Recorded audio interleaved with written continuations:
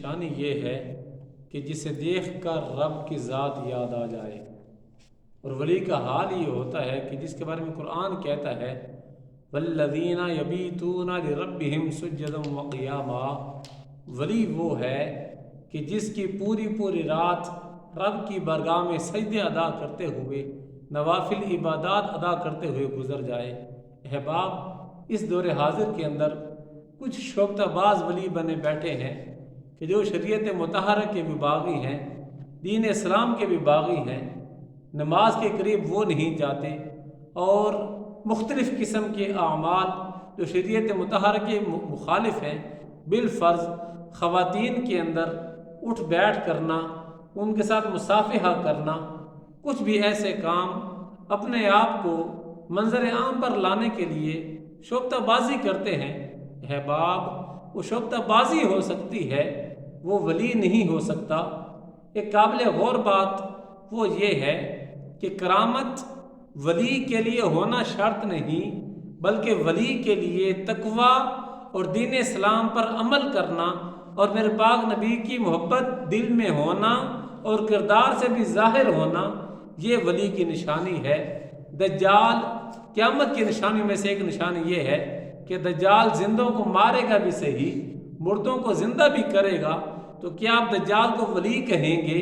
شعبہ باز جو اپنے ہنر کے ساتھ مختلف قسم کے لوگوں کو کچھ کام کر کے عجیب و غریب سوچ میں ڈال دیتے ہیں، کیا آپ اسے ولی کہیں گے؟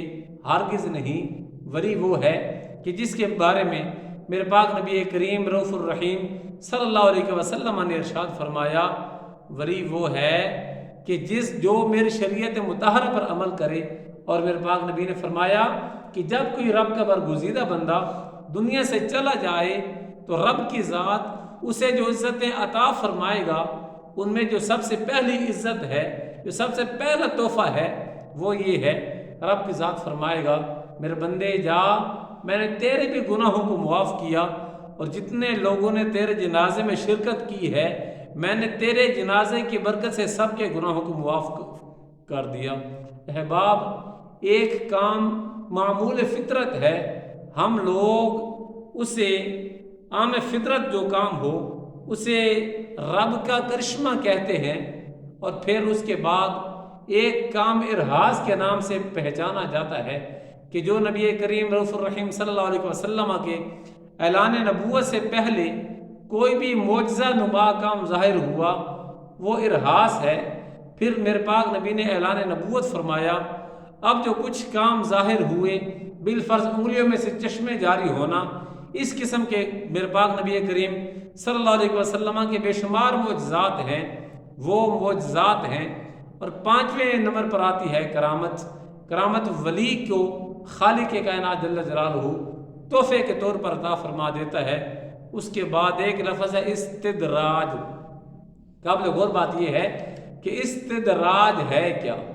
جب کوئی کافر شعبہ بازی کے ذریعے کوئی بھی ایسا کام کرے جو ولی کر سکتا ہو، وہ ہو کافر، شریعت مطالعہ سے ہٹ کر ہو، وہ کرامت نہ ہوگی بلکہ وہ استدراج ہوگا۔ اور جس طرح میں نے پہلے گزارش کی کہ دجال مردوں کو زندہ کرے گا، تو یہ استدراج ہوگا، کرامت نہ ہوگی۔ ولی وہ ہے کہ جسے دیکھ کر رب یاد آ جائے، اور خالق کائنات جل جلالہ ایسے بندوں کو دنیا ہی میں عزت عطا فرما دیتا ہے۔ اور ولی کا قرب حاصل کرنے سے، ولی کی برگاہ میں بیٹھنے سے جو سب سے بڑا تحفہ ملتا ہے وہ یہ ہے کہ خالق کائنات جل جلالہ اسے صراط مستقیم کی دولت عطا فرما دیتا ہے۔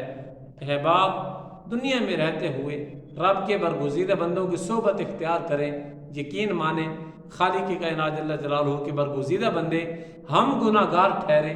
رب فرماتا ہے، حدیث قدسی ہے، ابن تیمیہ نے فتاوی ابن تیمیہ میں نقل کیا کہ رب کی ذات فرماتا ہے کہ جب میرا بندہ میرا قرب حاصل کر لے نوافل عبادات کے ذریعے، میں اس کے ہاتھ بن جاتا ہوں جس سے وہ پکڑتا ہے، زبان بن جاتا ہوں جس سے وہ بولتا ہے، کان بن جاتا ہوں جس سے وہ سنتا ہے، آنکھیں بن جاتا ہوں جس سے وہ دیکھتا ہے۔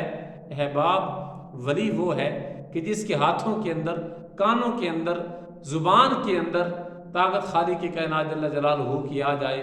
اب شوکتہ باز کو ہم ولی نہیں کہیں گے۔